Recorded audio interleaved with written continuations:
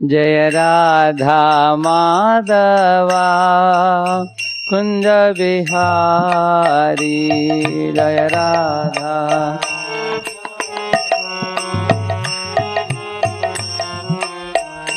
जय राधा माधवा कुंज बिहारी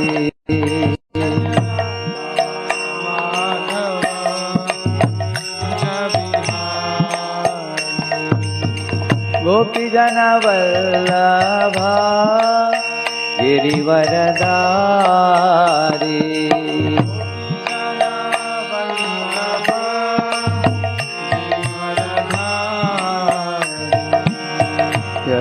यशोदानंदन व्रज जनरंजन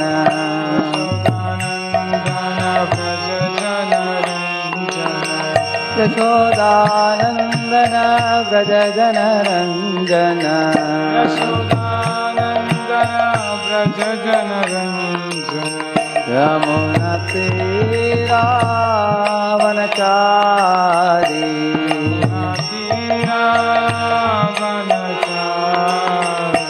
Yamuna तीरावनचारी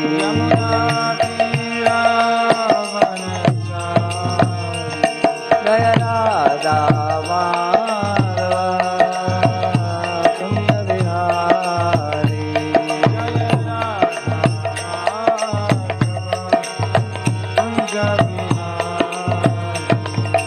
Radha Madhava Kunj Bihari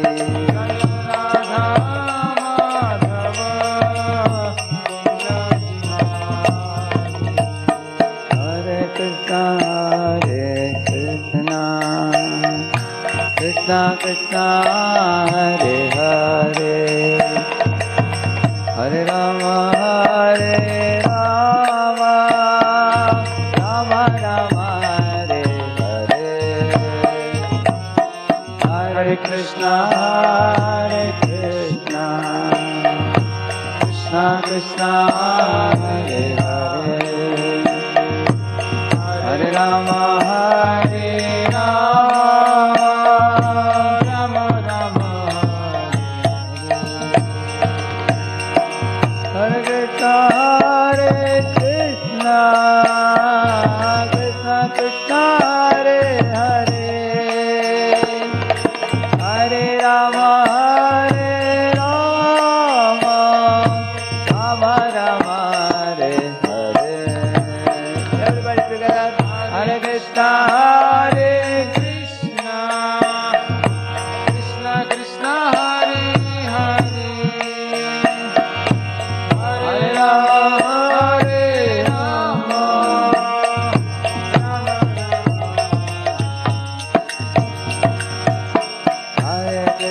Hare Krishna Krishna Krishna Hare Hare Hare Ram Ram Ram Hare Hare Krishna Krishna Hare Ram Hare Krishna Krishna Krishna Hare Hare Hare Ram Ram Ram Hare Hare Hare Krishna Krishna Krishna Hare Hare Hare Ram देव पावन हरे कृष्ण महामंत्र की श्रील प्रभुपाद की और भक्त वृंद की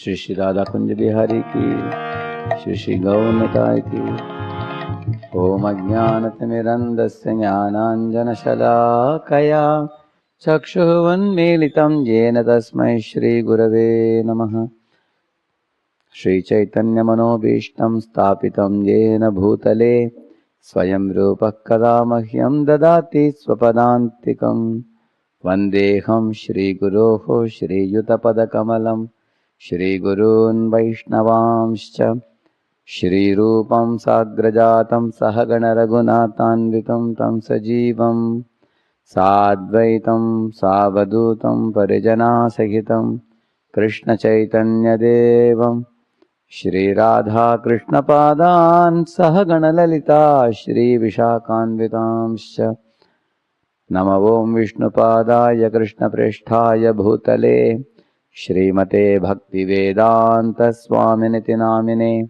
Namaste Saraswate Deve Gauravani Pracharine Nirvishesha Shunyavadi Paschatya Deshatarine Namo Mahavadanyaya Krishna Prema Pradayate Krishnaya Krishna Chaitanya Namne Gauratvishe Namaha He Krishna Karuna Sindho Deenabandho Jagatpate Gopesha Gopika Kanta Radha Kanta Namostute Tapta Kanchana Gaurangi Radhe Vrindavaneshwari Vrishabhanu Sute Devi Pranamami Hari Priye Vanchakalpatarubhyascha Kripa Sindhubhya Evacha Patitanam Pavanebhyo Vaishnavebhyo Namo Namaha Jaya Sri Krishna Chaitanya Prabhu Nityananda Shri Advaita Gadadhara Shri Vasadi Gaura Bhakta Vrinda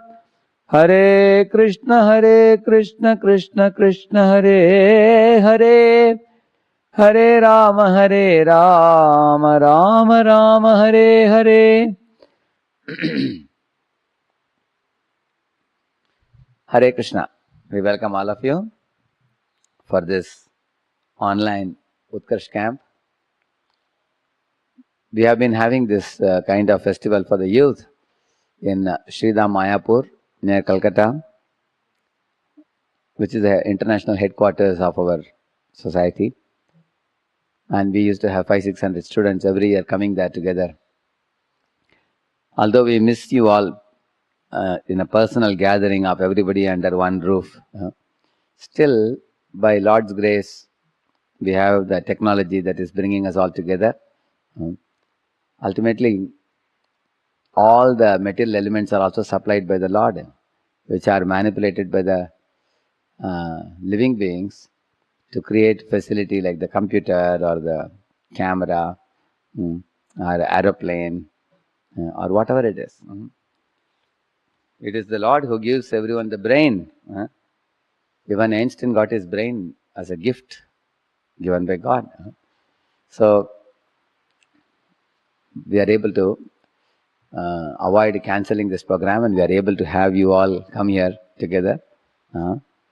And this is the first program today, Passport for Happiness.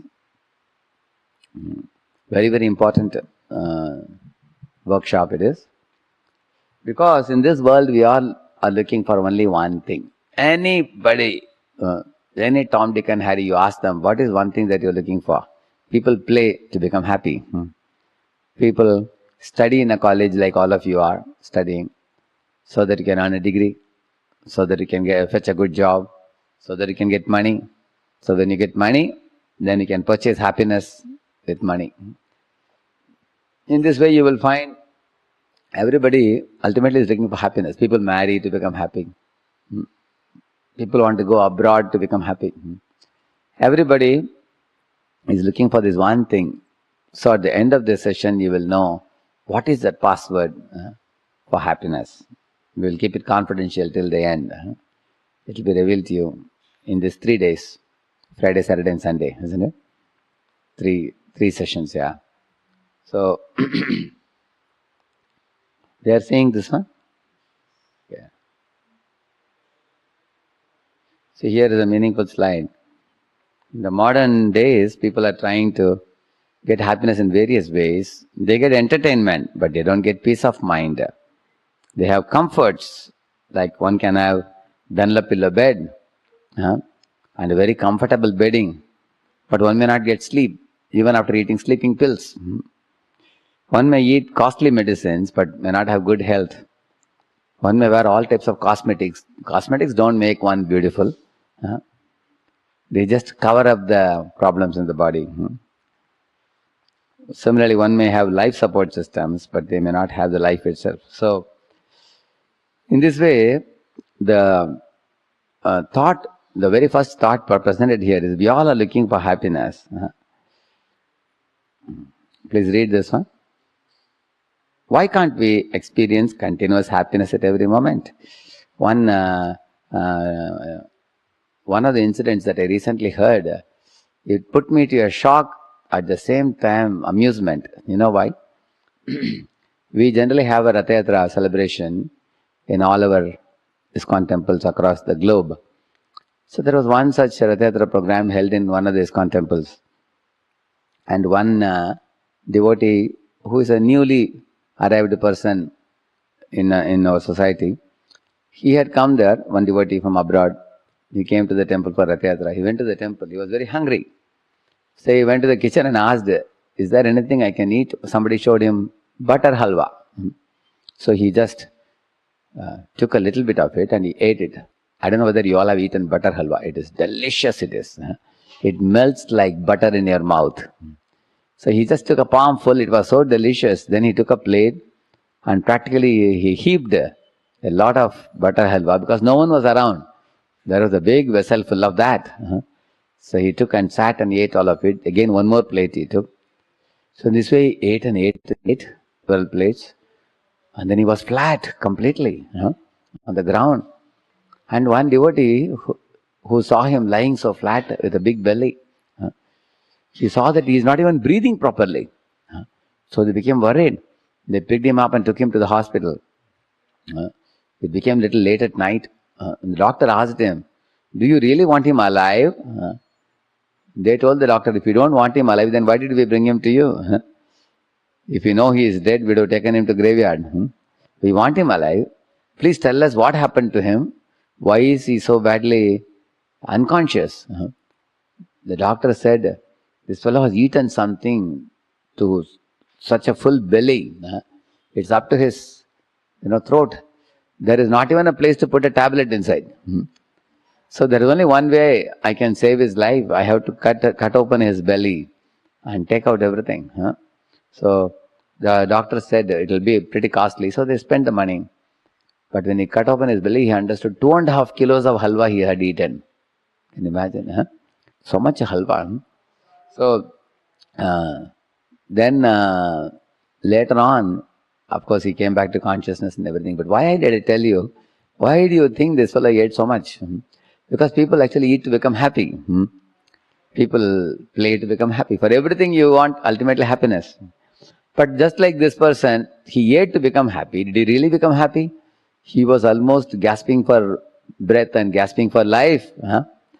So, people chase after happiness, but somehow or other happiness always seems to escape from them. Whether it be eating, whether it be sex life, whether it be accomplishing the people's goals, you will see that. Therefore here, that is the very first topic we want to understand. Why can't we experience continuous happiness? Why is our happiness punctuated by suffering, time to time? Like you find in this world, when there is sukham, there is dukkha. There is man, there is apaman. There is din, there is rat. There is shita, there is ushna. There is labh, there is alabh. There is jai, there is parajai. Isn't it? Victory, defeat. So, if I ask any of you, okay, you all agree that we all are looking for happiness. How much happiness you want? You want this much? You want this much? If I ask you, what would be your answer? Think about it. Actually, you want unlimited happiness.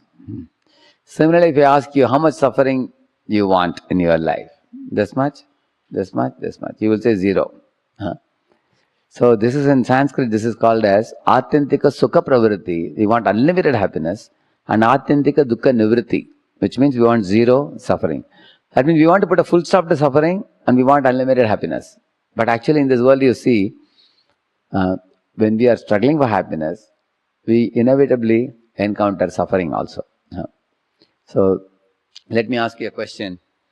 Of course I can't hear you say the answer, but you can say in your own, to yourself you can say, who is the doctor for the teeth?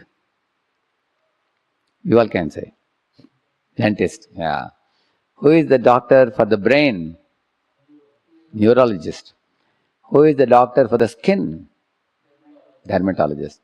Who is the doctor for the eyes? Ophthalmologist. Ophthalmologist. Who is the doctor for the heart? Cardiologist. Who is the doctor for the bones? Orthopedician. Orthopedician. Who is the doctor for the kidney? There's a kidney specialist. Who is the doctor for the nose and throat? ENT specialist. So now I can ask you like this. So one time I had given a quiz to boys asking who is the doctor for different parts of the body. They just went to Google search and put all the doctors' names and they brought it very quickly within 10 minutes. So you know there is a doctor for every part of the body. From which I learned one lesson. What is it? That means every part of the body can give problem. Therefore there is a doctor. Otherwise, why there is a doctor for every part of the body? Because those doctors have done specialization and they're waiting. As soon as somebody's any part of the body gives problem, they come immediately. That's how their business is going on, isn't it? So we all are looking for happiness in every part of the body, but we get actually pain. Again the same question, why can't we enjoy happiness continuously without these pains coming in the form of old age or disease or death or accidents or suicides? Like you all know, recently one very famous actor committed suicide. So this is not a new thing for us. It happened this year. But just in the previous year, I think probably 2019, I think, or 2020, I'm not sure. There was one very famous Bollywood actress, Sridevi. She went to Gulf.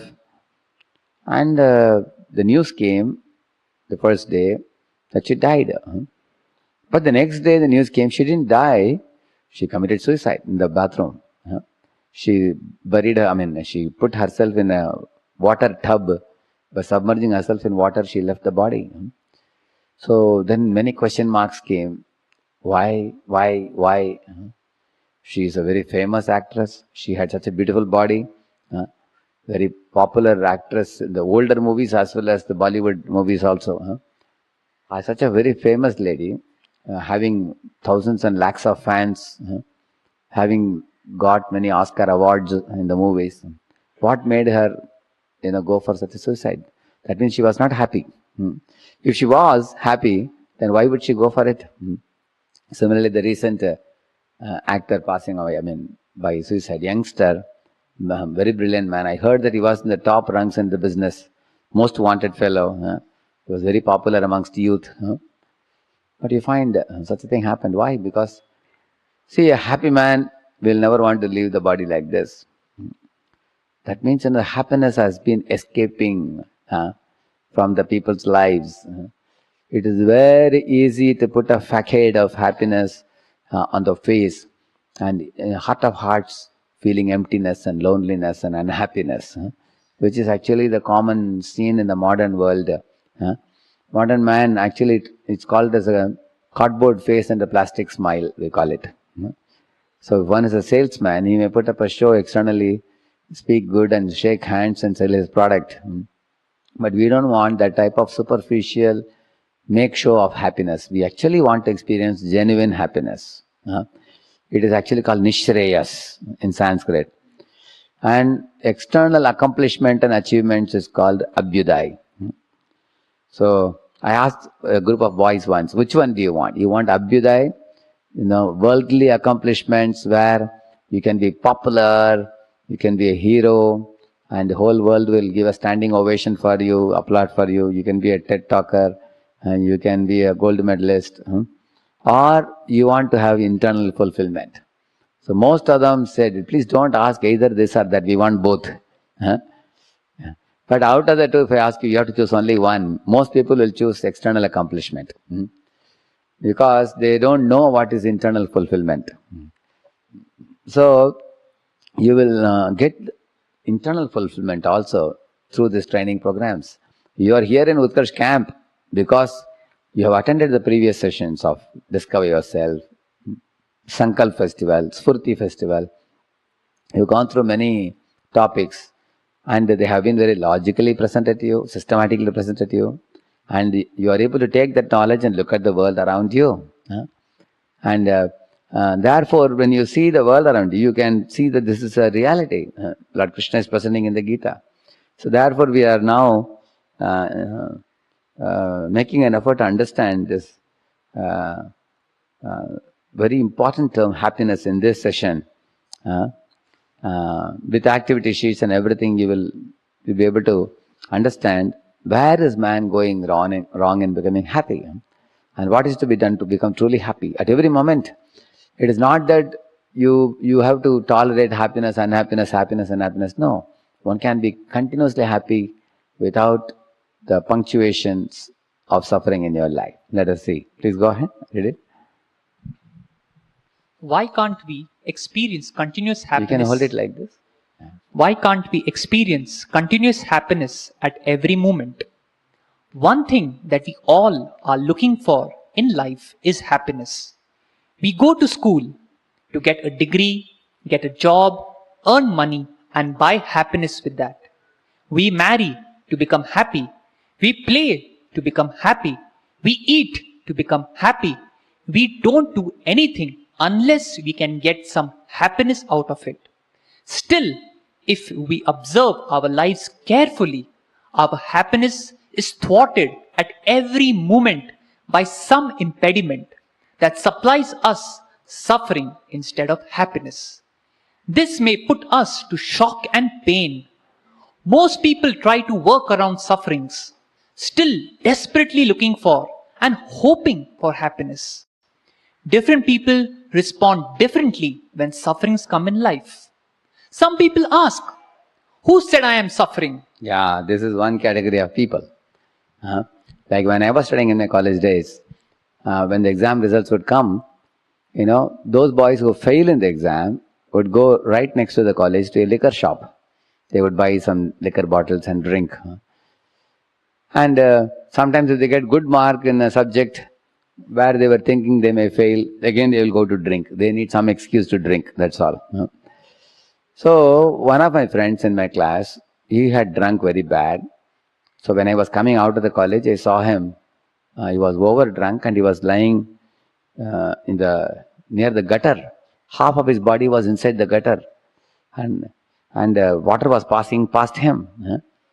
It was such a nasty gutter. I don't know how he fell in that. His leg was inside, half body was inside, half body was outside. He was screaming, catching his liver because he was feeling severe liver pain due to drinking too much liquor. So all our students were going in bike, zoom, zoom, zoom, coming out of the college and going. People saw that maybe this fellow is drunk too much and they went away. I felt actually I should help him. So I went and gave my hand, picked up his hand and pulled him out. And I threw fresh water to clean the gutter. Like that he was screaming. So then I asked him, why did you drink so much? And why are you suffering like this? I asked him. And he looked at me and said, who said I am suffering? He was telling again. So why do you think he was saying like that? Honestly, you ask yourself, was he really suffering or he was not suffering? He was suffering, but why he claimed I am not suffering? That's because it was hurting his ego. People actually want to show off that they are not suffering, even though they are suffering. So he had drunk heavily and he was suffering terribly because it leads to diseases like liver cirrhosis and all complications. While drinking, people don't realize, but after drinking, they suffer. Like in the train, once I was traveling, I saw a man, whatever comes in the train, he will buy. The samosa came, he ate samosa. Pakoda came, he ate pakoda. Bhaji came, he ate bhaji. Bhel came, he ate bhel. Thumbs up came, he put thumbs up. Pepsi came, he took Pepsi. Anything that comes, he would take. Vada pav, he took vada. So he was taking every half an hour, just pumping and pumping in. The night when it became almost 9:30, 10 o'clock, he started feeling severe stomach pain because of sitting in one place and overloading the belly. Imagine every half an hour you keep eating this much. He was screaming like anything in the night because all the pakoda and other things started creating trouble. They are all made of recycled oil just for sale purpose. It's not made by your mother. Mostly vendors, they just put anything and make and bring. So while consuming, people enjoy, but subsequently they suffer terribly. And when you tell them that you are suffering, they will not accept. They will deny. Who said I am suffering? It's due to ego. Everybody wants to show that they are happy externally. But actually, Sometimes people, even a husband and wife, may have a big quarrel at home, but externally when they go out, they may appear to be smiling and very happy. There may be demons at home and angels in the party. When they go to the party, they will behave like angel as if they have too much love for each other. They'll make a show. But at home, they may be demoniac. Speaking sharp words at each other and yelling at each other, beating each other. So therefore, people who deny that there is suffering, they are simply cheating. Because we all know ourselves. All of you ask yourself. You have a personal experience. I had gone to one college for a one-time program. I asked the students, is there anybody here? You are all 18 to 20-year-old boys. You never got any time sick in your life. You raise your hand. You never even got a headache or a fever or stomachache, nothing. You always remained healthy from your birth up to today. Not a single hand up. That means everybody gets sick. Everybody gets suffering sometime or other. If you think back, different type of sufferings we have endured at different times. So therefore, nobody can deny that we are suffering. It's a fact we are suffering. Then, read it. Others say, we have to learn to live with this menace. What to do? This is another category of people who say, why are you saying always there should be happiness? Will life not be boring if all the time happiness, happiness, happiness? There should be a mixture of kabhi sukh, kabhi gam. Kabhi sukh, kabhi dukh. Donon chahiye. Let both be there in life. Then only we'll be happy. This is one argument people make. But if you carefully think about it in your life, actually, you really speaking, you don't want unhappiness. Say in your first year, say you got 7 points, 7 grade. You are not happy. Your parents also feel that you should improve. So the second year you got 8. Third year you got 9 grade. So now every year 1 grade is increasing. In the fourth year you have a possibility of getting a 10 grade also. 10 out of 10. Will you expect a 10 or a 9.5? Or you will say that, I'm going from 7 to 8, 8 to 9. I'm going on becoming too happy. Happiness is boring. Let me again go back to 7 or 6. Will you ever think like that? Will any student think like that? So, you know very well that a person, even if he comes to 10 grade, he will want to remain in 10 grade forever. He will never want to come down. You will see. So we all want happiness forever. It's not that you need a mixture of happiness and happiness. For example, if I give you sweet rice, you say, only sweet rice, why don't you put some sand particles and give me? So the little suffering also should be there. Sweet rice, I bite the sand, I feel little suffering, then a little sweet both. Anybody ask for it? You want a sweet rice without any sand. You want sweet rice without any stone particles. So if you think about life very carefully, people say we need to learn to live with both things. No, you actually don't want it. For instance, if you take example of an Indian gas owner, he has newly started a business. First year he made 1 lakh rupees. Second year 2 lakh. Third year 3 lakh. He's increasing his profits. So any businessman you go and ask, sir, fourth year how much are you expecting? He may say, I am expecting 4 or 5 lakhs profit this year.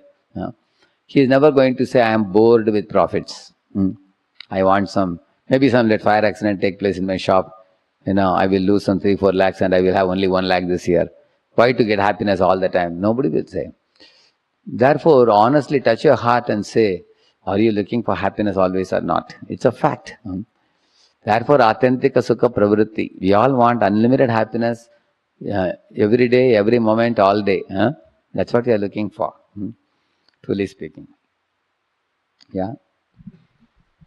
Some argue, how can life be truly happy if it is not mixed with some sorrow also? Let's learn to love sorrow. This is another famous thing. Learn to love difficulty, learn to love sorrow. This kind of thing people. Actually, you all know the story of the fox who was jumping to get the grapes.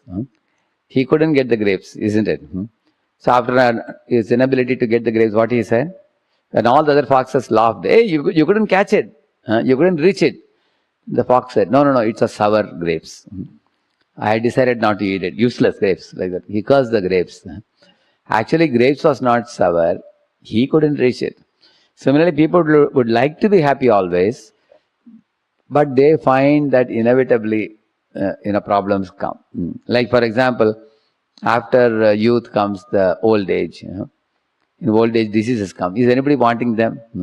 Any of you want to become old? Any of you want to get diseases? When disease comes, old age comes, if somebody says, no, I have accepted it as a fact of life, that's another thing. But we don't want it. We would like to remain youthful forever, always. See, if you ask a kid who is 8-year-old, you ask him, how old are you? You say, I am 10, he will say. And his mom will say, no, no, my son is only 8 years old. He's saying he is 10. Because he wants to say that I am not a kid anymore. I am also grown up. Similarly, you ask a boy, who is 30 now, how old are you? He'll say, I am 26. Or I am 27, he will say. He doesn't like to say I am 30 plus. Because that means you want to be in youth, but you don't want to grow beyond youth. You want to be hale, healthy, brisk, cheerful, dynamic, and always be like a Superman. Like you see in the movie, sometimes Superman stands at a railway line and a big train is coming. And he stops the train. You've seen that now, fastly moving train, he stands and stops it. This is only possible in a movie, isn't it? But in real life, in fact, even in a movie, one Superman, he got a fracture. In one scene when he was acting. Once Amitabh got coolie, I think, on movie. They hit him in the belly or something. Yeah. So sometimes you may act as a Superman sometimes. In the movie also you can get hurt. That's how our body is. You don't want old age, you don't want disease, you don't want death, you don't want suffering. But it is there. So the knowledge that you will get in these classes will bring you to a point where you don't have to have a mixed happiness and suffering in your life. You can have only happiness, and that too going on and on forever you will get. Sometimes people think sadhus are people who have rejected the pleasures of this world, poor fellows. They have given up everything and they are wearing this dress and living in a matha. How they can be happy? But little do people know, sadhus, they are called connoisseurs of pleasure. Connoisseur of pleasure. You know what's a connoisseur of pleasure? Connoisseur of art means for a very good painting, he will even spend $5,000 to purchase it. Connoisseur of food means he will even go 100 kilometers to eat in a continental hotel where there is a particular item very delicious. They make puran poli or something. Very special. A person will go there to eat it. So connoisseur of food will spend any money for food. Connoisseur of art will spend any money for art. Similarly, connoisseur of pleasure means he will not accept chota-mota pleasure. He will only accept an ocean of pleasure. So a yogi is one. I will just show you a small PPT.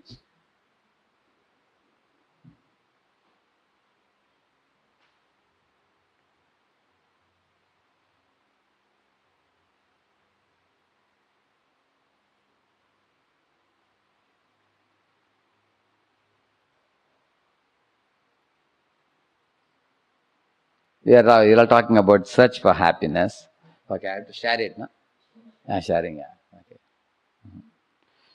So, see, there are different levels of happiness. Physical, mental, intellectual and spiritual. See, for example, you take a crackjack biscuit or a cup of coffee or a cake or a cocoa chocolate. It's very delicious at the moment. But how long that happiness lasts with you? It may last for a few minutes only. A gulab jamun, when you put in the mouth, delicious. But then it goes for 3-4 minutes, it goes down the throat. Then that sweetness doesn't remain forever. It's a short-term physical pleasure. Same with sex life also. Man, woman, mad attraction, infatuation.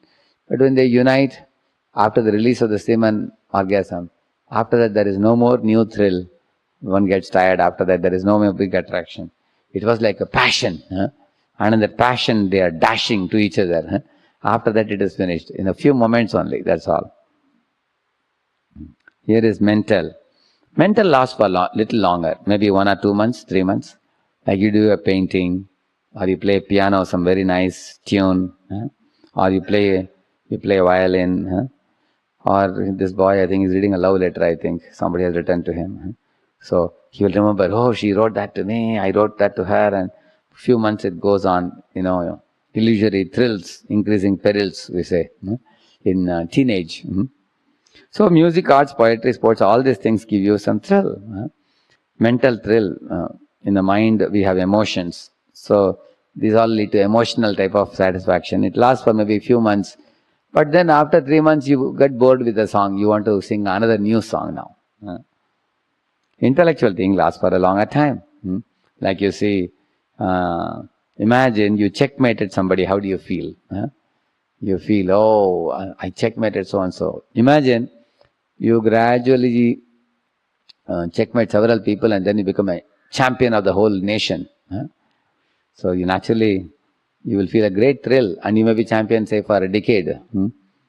Because you will find, in my college days, the most famous cricketer was Sunil Gavaskar. And now Sunil Gavaskar has become very old now. He has a cap, I think he becomes umpire sometimes. Yeah, arbitrator. Commentator, he becomes a commentator. Yeah. So now after that I used to see Kapila Dev. He was for some time. Kapil was for a while. Now over the years what happened? They all go to background, isn't it? They were in the forefront, they go to background. Then Sachin came in the front. Now Sachin also, when he gets older, then he will go background. You will find like that. Similarly, the intellectual pressure means you did something extraordinary intellectually. You have that thrill. It lasts for a few years. After that, doesn't last. Like Mike Tyson used to punch people. And he punched and punched and punched, and every game he was a winner. Nowhere he lost. And hundreds of punches he did for big people and defeated everybody. People said that he is number one in the whole world. And then he said, I can never be defeated. But that was only a statement, because after some years, he also gets old, isn't it? Eventually everybody gets old. Then the vigor with which you punched before will not remain with you. We get inability when you get older. So in the same manner with our intellect also, we may do something wonderful for a while, and then we eventually get older. I mean, eventually that, somebody else may beat us, because there are people better than us. There are people inferior to us in this world. If you did something very intellectually great now, somebody does something better than you and they become more popular, isn't it? That's the world we live in. So then we are unhappy. The happiness doesn't remain. Then there is egoistic pressure also. Let us imagine you are the first one to place the flag in Mount Everest. Who placed it, by the way? Hillary, I think. Oh? Tanzan? Yeah. So he was the first one to place the flag in Mount Everest. Imagine or you are the first one. Who is the scientist in Pune who invented the Param computer, supercomputer? Dr. Vijay Bhatkar. His name is Bhatkar, Vijay Bhatkar, yeah. So Vijay Bhatkar, he invented the Param computer, supercomputer in Pune. So he is the first one to do it. Now can somebody else take that place? To be the first one to do it? No. That means his egoistic pressure will come. I am the first one to invent this computer. Nobody else could do it. My intelligence surpassed everybody else's. So one can get ego.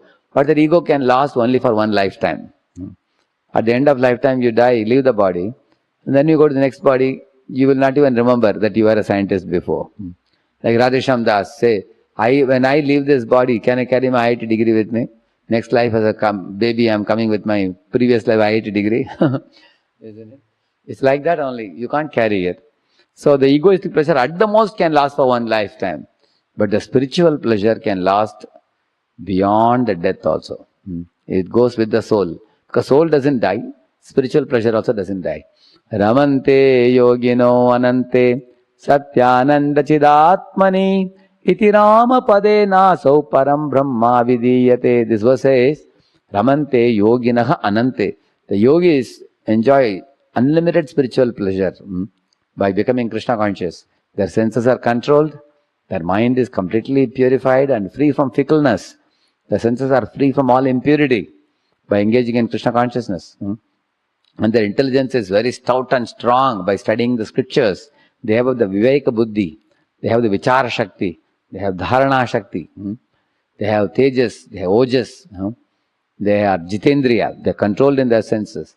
So because of this, the sages, by practicing Bhakti Yoga, millions of times even more bliss is experienced by those who are spiritual practitioners.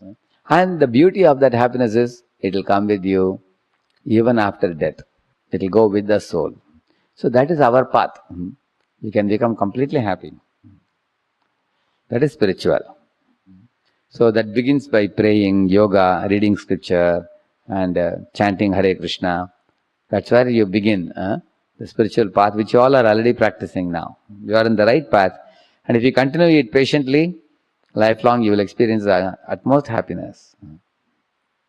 See, people find happiness in various activities. By playing badminton,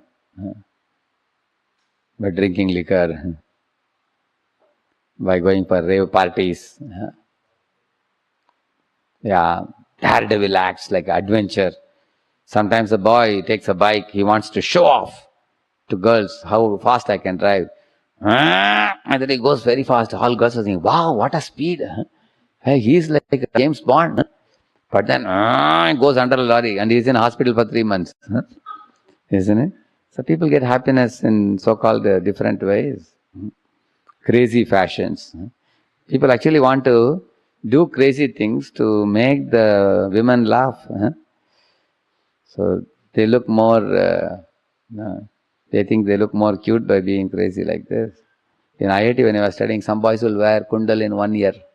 Only 1 year. This year nothing, only 1 year. Big kundal.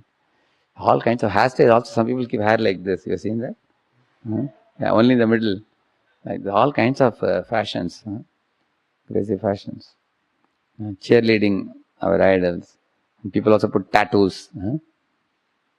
All kinds of things people do. So, yeah, but although everybody is trying for happiness, these are the problem. When I am saying, I am not saying there are problems for Indians. This is actually common to all living beings all over the world. Not only humans, even to dogs, even to cats, even to trees, to all living beings. And nobody wants these sufferings. But everybody is trying to avoid them, but you can't avoid. See, the definition of misery is, misery means you get what you don't want. And you don't get what you want. That is the definition of misery. Do you want old age? You don't want. But we become old eventually. Do you want diseases? You don't want. But you get it. Do you want examination tension? You don't want. Still you get it. You want all the campus interviews to go away without offering you a job? No. But sometimes it happens with some people. So many things we don't want in life, we don't get. We get. But we want certain things, but we don't get them. No? So therefore,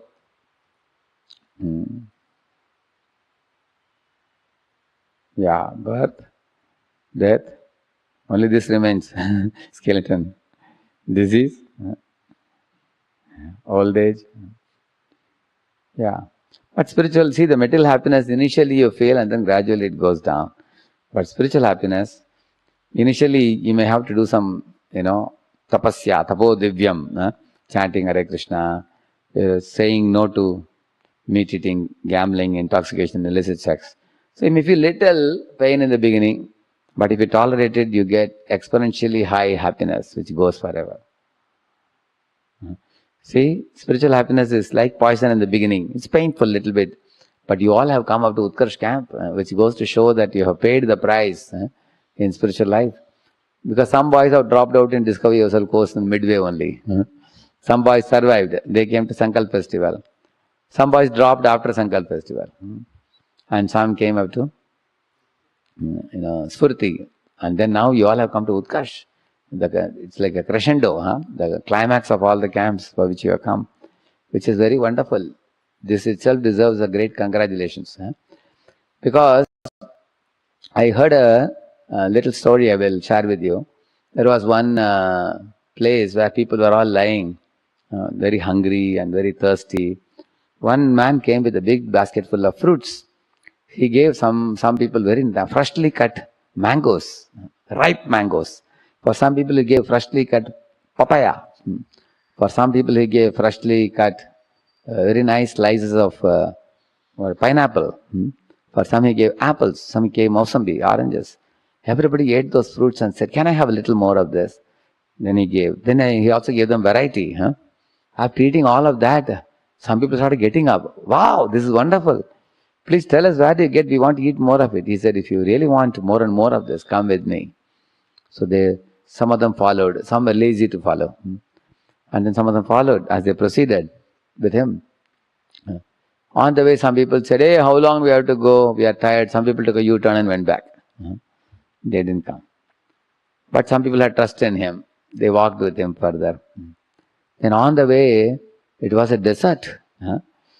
So they were saying, "Oh, the sand is hot and the sun is hot at the top. How long we have to walk?" Then they saw an oasis, one small pond and some coconut trees. "Is this the place you were telling us you are going to take us?" He said, "This is not the place, don't go there." But some people ran there. They didn't listen to him. Similarly, in our life, you will see Guru comes in our life and gives us some, sweet experiences. Like many devotees, your mentors met you, they gave you prasad, they taught you chanting, they taught you clean habits. They took you to the temple and you took darshan of Krishna. And then you saw, here is another lifestyle which is so pure, so pristine, so decent, so different from the outside world. You all saw that. Now you got a taste now. But then if you want to attain this type of life for all time to come, happy life, here you find all the devotees offer namaskar to you, vancha kalpatarubhyasya we say. And then all the devotees respectfully call you as Prabhu. Then all the devotees deal with one another lovingly. They are eager to serve you. And everybody is interested in you. And they deal with you like a blood brother, isn't it? So, if you want this type of life forever in the spiritual world, then you have to pay the price. So we walk behind the Guru. Guru is leading us and we go behind. But some people, what they do? Midway, they get some pleasures. Somebody got a seat abroad in some university. They say Tata and then they fly away. Now they think, now I am in America, now I will do this, I will do that. They forget about Krishna consciousness. They give up chanting. Or some boy becomes attracted to some apsara, some girl. He goes, heavenly planets. So he goes in that side, then he gives up chanting and everything. In this way, there are people who have given it up midway. But then those who followed this man, what happened to them? He took them ahead. And they tolerated the heat of the sun and everything. And then a cooling air touched their bodies and they asked, "What is this?" He said, "We have come very close to the destination." So he took them to one very big wall area. He opened the gate. He had the key for it. When they went in, it was an orchard with all types of fruits and very good living places, very good ponds and ducks and swans in those lakes, very beautiful waterfalls and very nice cottages to live. And that is spiritual world. So actually Guru takes us back to spiritual world. But we need the patience to persist. So initially little difficulty we have to tolerate, then nectar for all time to come. On the other hand, in material pleasure, initially you feel little nectar. For example, you eat 2 gulab jamuns, very nice. You eat 4, you eat 6, you will say no thanks. When you eat 8, 10, 15, 20, then what happens? Then your taste buds will become flat. Even the sweet becomes, objectionable after some time. You will see that. Of course, your stomach is not going to take beyond the limit. We have limit in this world for that. So it becomes poison eventually. What is happiness now turns into poison. So now we will come back to this later, PPT. Now, can I read further and complete this? Yeah. A creator of any commodity has the best knowledge about his product. Similarly, Lord Shri Krishna is accepted by all authoritative sources to be the Supreme Personality of Godhead and as the source of everything, including material world. Who can give us better information about the world we are living in than him? He labels this world as Dukkhalayam, which means abode of miseries. just as we call Himalaya a board of snow. Sometimes we find a board, "Beware of dogs," or "Trespassers will be persecuted." Anyone who ignores such warnings should be prepared to face dangerous consequences. Thus, one who is serious about life's goal should take note of the Lord's teachings in the Bhagavad Gita. Yeah. As it is said here, Himalaya means abode of snow. Pustakalaya means, abode of books. And Krishna calls this world as Dukkalaya, where I give you misery and you give me misery. We all give suffering to each other, he says. Really? Why do people give suffering to each other? Because the world is created in such a way that you do the right activities, then your happiness is increased. You do the wrong activities, then the suffering is increased. The nature is programmed in that way. Like for example, I saw a billboard where a young, beautiful looking boy was eating tobacco. Handsome boy. The next board they showed the same boy, but with full of ulcers in his mouth. Below that they wrote a statement, Jing Kshanachi, Vatu Maranachi. Jing Kshanachi means for a momentary pleasure, Vatu Maranachi. It paves the road to death. Correct, no? Yeah, he ate tobacco and his whole mouth is finished. Rotten now. Similarly, somebody is smoking a cigarette. Like in TV they show sometimes a young boy is smoking cigarette. And then they put a slogan also, cigarette smoking is injurious to health, statutory warning. And this boy, after that warning is put, he says, who cares? Like that he smokes very stylishly. Who cares? You will see eventually in the lungs getting jarred. They'll get charred completely like a charcoal. And then he gets lung cancer, isn't it? In fact, in America earlier, they used to put in cigarette packet. Now they put in each cigarette they put. Cigarette smoking is injurious to health. At least they think that if he doesn't look at the packet, at least he will see the cigarette. Still, people don't pay heed to the warnings. And then they eventually become cancer patients. Plenty.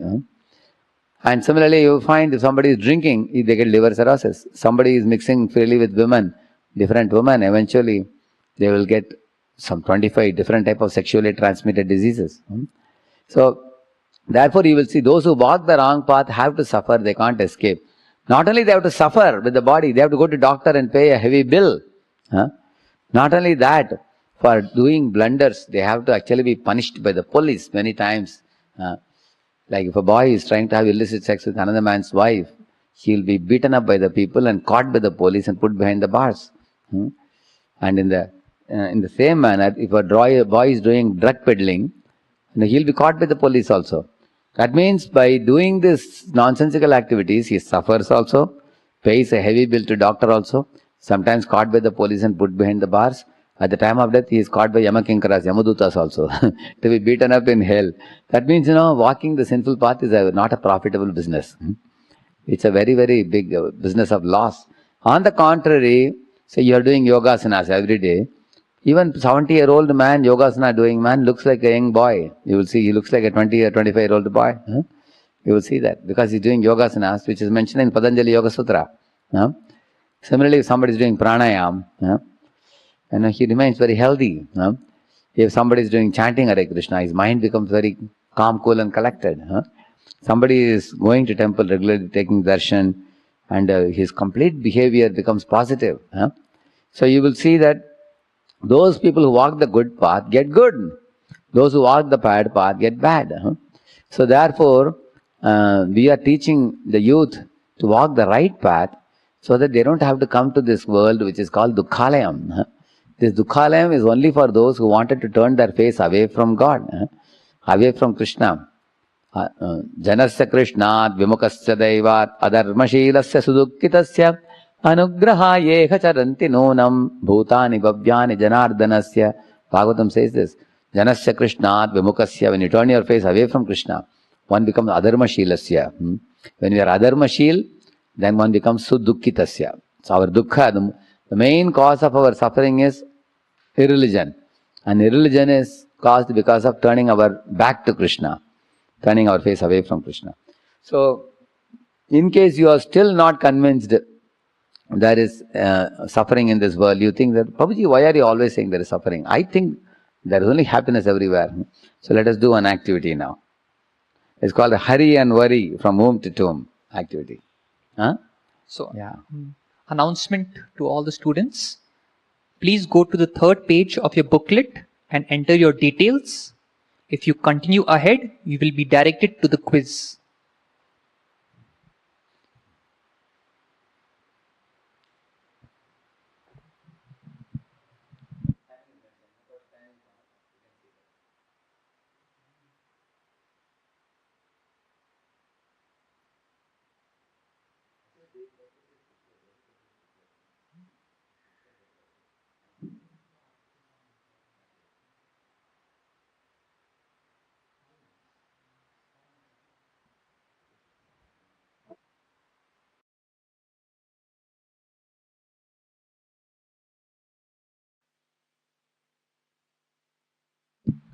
Hare Krishna. So you all got to do this activity, which we call as Hurry and Worry from Womb to Tomb. So this activity shows you at any cross section of our life, we have some kind of problem.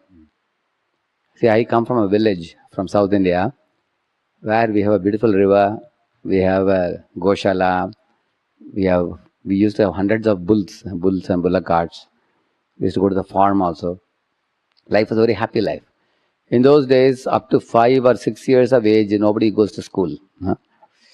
So, when I was also a young boy, up to 5 or 6, I was at home, always playing with mother and father and friends, having great fun time. But when I crossed 5, one day my mother bathed me, dressed me, and she was putting up a new type of dress, some blue color pant and white color shirt, along with socks and shoes and everything. I asked her, what is this new Veshbhush today? She said, today is very special, she said. And then she picked me up, and then she took me to a bus, school bus. And then a conductor opened the door. He was a cocky dressed man with a big mustache. My mother handed me over to that fellow. He put me inside and closed the door. And I was shocked. What is this? And then I saw through the window my mother was smiling and saying Tata to me. I cried loudly. I punched on this fellow's chest.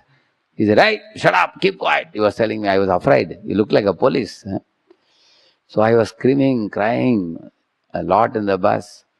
Then I went to the school. All day I was remembering the mother. When I came back in the evening, mother was there at the bus stop to receive me. I was so happy. I came back and told her all the day's events and everything. On that day, my thought was, in my entire life, I have to go to school only one day in my life. That's all. And I have successfully completed. I thought like that.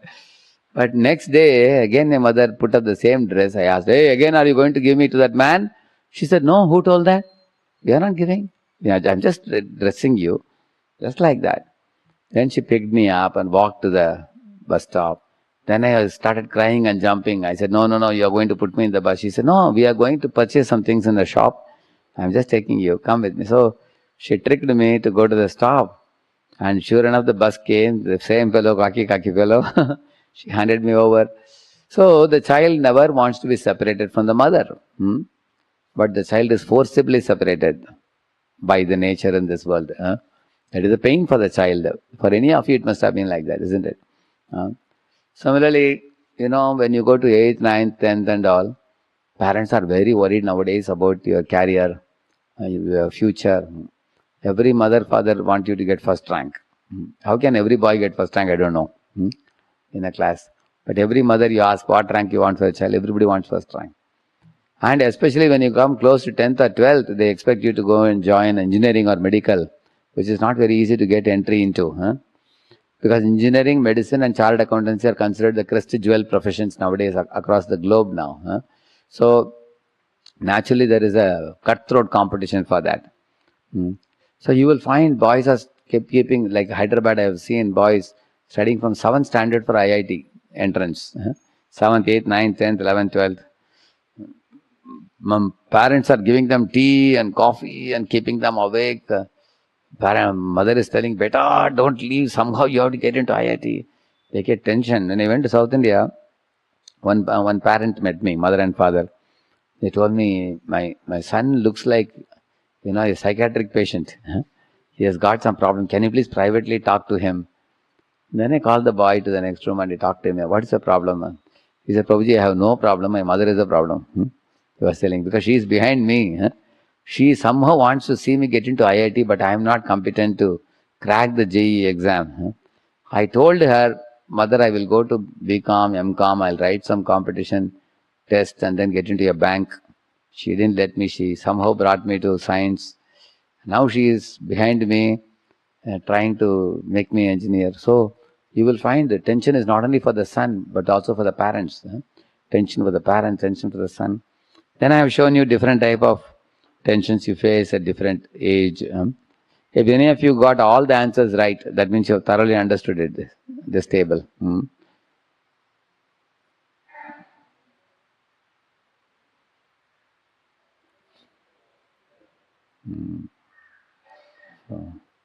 See, they are seeing it now, this one?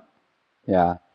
Here, as you see the pictures, different pictures, boy in 10th standard, engineering student, school going child.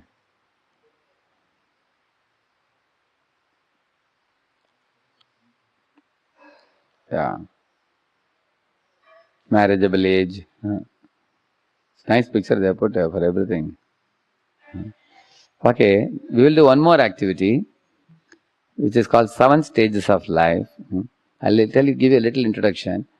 Actually, 7 stages means your babyhood, then your childhood, then boyhood, then your youth, then you are married, and then you are old man.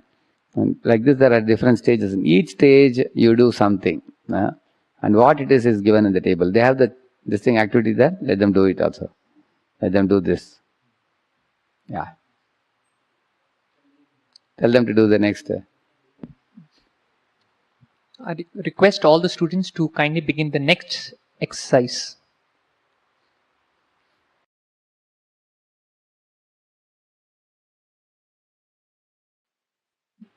I will show you that. So, when a newborn child, if you see sixth one, the child spills. What he spills? He spills stool and urine in the bed only. And mother has to change the diaper. Then when he becomes a school-going child, then he drills. 2, 1, SAR, 2, 2, 2, SAR, 4. Like that, he drills. And then when he comes to teenage, he has thrills. Teenage thrills. It's a dream world. A teenage boy is attracted to girl, they are attracted to video games, they are attracted to movies, attracted to sports and everything. Thrill. And then after that, then they get married. Then they get bills. There are bills for the house rent, bill to be paid for purchasing a car, bill to be paid for the supermarket. Lot of bills come. And as the bills keep coming after marriage, then what happens? Gradually, one starts getting old age and one gets ills, diseases. Because after seeing too many bills, you get disease. You get ills in old age. And then after that, then one becomes bedridden in old age. Then one writes the wills. Will means you write the will for this thing. Giving away our property to children or something. So in this way, beginning with spills and drills and thrills and bills and pills and bills. These are the 7 stages of life, we call it. So now let me take your questions for today. Only we have 10 minutes left now. And after answering your questions, then I will continue the session tomorrow. And tomorrow timing, they know it? Some questions from. Yeah. So we have Akshad Daman Prabhu from BIITP. How to prioritize life aspects, yeah. For that you need to know time management. We all have 24 hours only. And how to utilize it. So if you in YouTube, if you go to live.radheshyamdas.com, live, L-I-V-E, live.radheshyamdas.com. Go there, click it. When you go inside, there is behavioral science for youth. There is one box, behavioral science for youth. You click it. In that you look for time management 1, time management 2. If you go through these two things, you will get answers, how to prioritize your life. And Suraj Racha, Prabhu IIT Bombay is asking, if you are working in corporate in front of the screen, doing company work, how to think of Krishna? Good question. So we can think, like even Arjuna also, while fighting the battlefield, he has to be always looking here and there very attentively, how will he think of Krishna? But therefore, we need to learn about the art of work. How do we do the work? I had spoken about it also. As a part in the same box, you will get behavioral science for youth. You will get about, the work also. But I can say a few words. The karma yogi means before beginning the work, you should offer a prayer to the Lord. Like Hanuman, before jumping to Lanka, he offered prayer to Vayu, his father, Surya Dev, his guru, and Lord Ram, Lord of his life. So offer a prayer. After you complete the work, don't take the credit. You offer a prayer to Lord. Oh Lord, you gave me the brain. Oh Lord, you gave me the eyes, ears, mouth and hands, everything. So I offer the fruits to you. Because you gave me everything. Like I am only a gardener. You gave me the seed, you gave me the rains, you gave the ground. So that when the flowers come, I should give the flowers to you. You are the Swami Malik. I am yours. So in this way, in the beginning of the work and the end of the work, the beginning pray for empowerment. At the end, offer the results. These two are very easy. And while doing the work, if somebody asks you, who are you? You should say, I am Krishna Das. What do you do? I do God's work. How do you do it? With sincerity, dedication, commitment, and seriousness. And then what do you do with the fruits? I hand it over to God. So these 4 questions you should know. If you are aware of this, then you can do the work. Understanding that this is a God-given work, because if you're going to be married, you need to maintain a family. So you're doing the work. Saket Mr. Pesit, Prabhuji wanted to know how the law of karma works. It's going out of the screen. How to bring it in?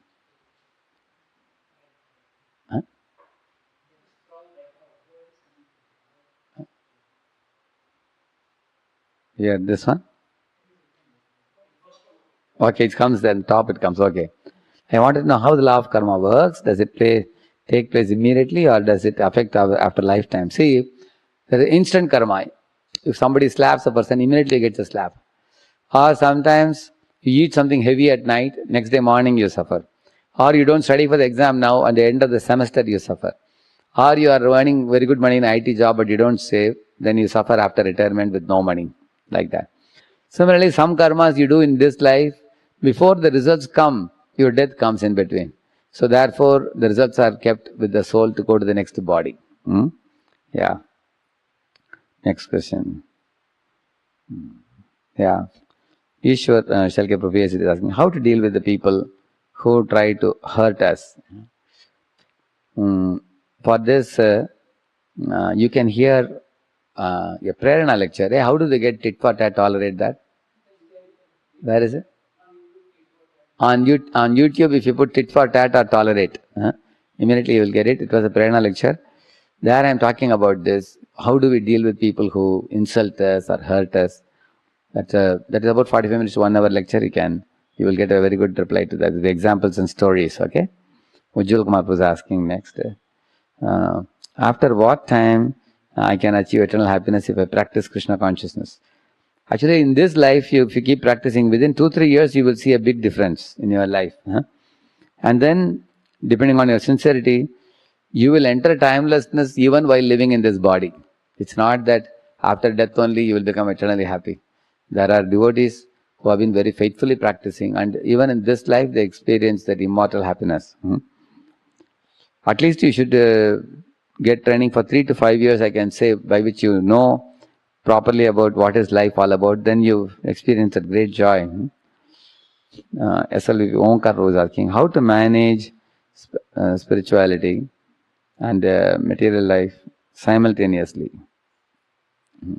Yeah. So, Krishna says that Mahamanusmari, the Telugu railway line. You have your academics and you have your spirituality. Both are like two railway lines. Academics is for your body and spirituality is for your soul. You balance both. It's quite possible. If you stay with devotees, it's very easy. You can manage both. Hmm. And also devotees will teach you how to keep a chart for your study chart and how to keep a sadhana chart for the spiritual life. So both charts you fill up, you ask your mentor, they will guide you. Shivam Prabhu is asking, how to control our mind if this is going to bad things. Yeah. 3 things you have to do. Keep away from tempting environments.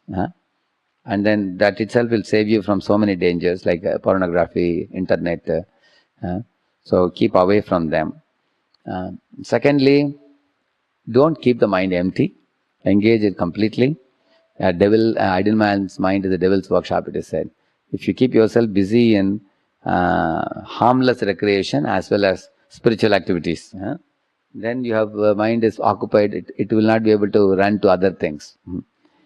And also cultivate good habits. Ego principle, good in, good out. Take out time to learn good things like learn Mridangam, learn Kartal, learn cooking, learn to distribute Prabhupada's books. Talk about what you are hearing in Krishna consciousness to your new friends and bring them. So spend your time very constructively. Also now you are all in lockdown in home and attending college classes. Study your textbooks nicely. Get like one boy was 52% in first year. When he came to our student center, he got 72%. And he was shocked. He never realized that he had such a potential. So in this way, now you do things in a very balanced way, spiritual material. You will see, you will succeed very nicely. Okay, Piyush was asking. Piyush was asking. Do devotees of Krishna also suffer? Are they eternally happy in this material world? Okay. Actually, even if devotee is sometimes on and off may get suffering, that suffering is minimized by Krishna, like a fan. If you switch off the fan, it doesn't stop immediately, but gradually slows down. Similarly, suffering of a devotee gradually is reduced by Krishna. He only gives token punishment. Say if a devotee is supposed to die in an accident, he may only get a fracture in the leg. Because Krishna knows devotees have come to the right path, why should they be punished? Om Prabhu is asking, Prabhu, in our college life, even if we don't want to have association of students who are doing intoxication, so they will influence us or have some effect on us, and if we, what is that? This can be, and if yes, then, see, in every class I have seen at least 10-20% of the boys are pious, good boys. What I would do in any college if I go, first I will find out who are the pious boys, very simple-hearted, devotional minded. In my engineering college days, on either side I had 2 good boys. Both are bodyguards on both sides. And they will always talk with me. One boy would always tell Vishnu Sahasranam and tell the meaning of the words.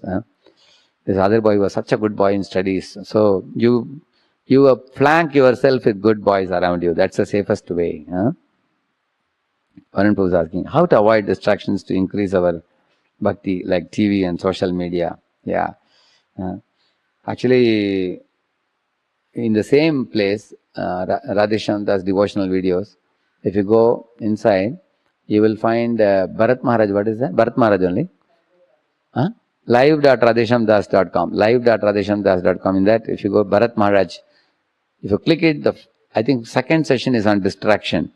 How to move from distraction to concentration. About Bharat Maharaj's life. From there, we have explained many techniques. You can go through that. Varun Prabhu. Chanting itself will help you to reduce distraction if you make an effort to concentrate. Vikas is asking, Prabhu, even after realizing that in this world we will suffer, but our mind takes us to that place the most. So how to overcome the situation? That is due to past bad habits. See, our life is conditioned. Just like a puppy dog you have been training, always it will come and sit on the lap. The doctor tells you, dog has got parasites in the body, don't touch it, keep away. You go home and tell the dog, don't come, is it going to leave you? Again and again it will come and sit on the lap, old habit. If you show a stick several times, then it will not come. Similarly, bad habits will take some time to go. They won't go suddenly. We have to be patient. Rishik is asking, how to maintain good relationships with friends? One of the first things you can do is to not be a self-appointed advisor and giving them feedback. So you can remember one simple formula. Myopsis, Thor. You can remember. Myopsis is what? Mind your own business. Myob. And sis is save yourself.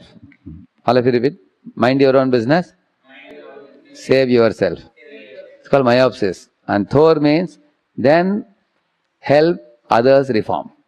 So remember this formula. People, if you mind your own business and save yourself and then help others only later, then people will like you. You are, and also give compliments to your friends, appreciate them. Don't be judgmental. Be respectful. Be kind, courteous. Follow the sattva-guna behavior. Then that will actually win many friends for you. That type of behavior. And Jayant, now we have exceeded the time now. I have to keep the questions for tomorrow. Oh, plenty of questions. Oh, my Lord. Lot of questions. Okay, where did I stop last? 15th one. 15th, yeah. 15th. So, the questions are extending up to 69. So, what you can do, these questions can be with me. I will see when I am giving the next session.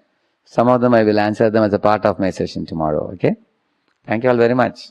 Hare Krishna. Shri Prabhupada ki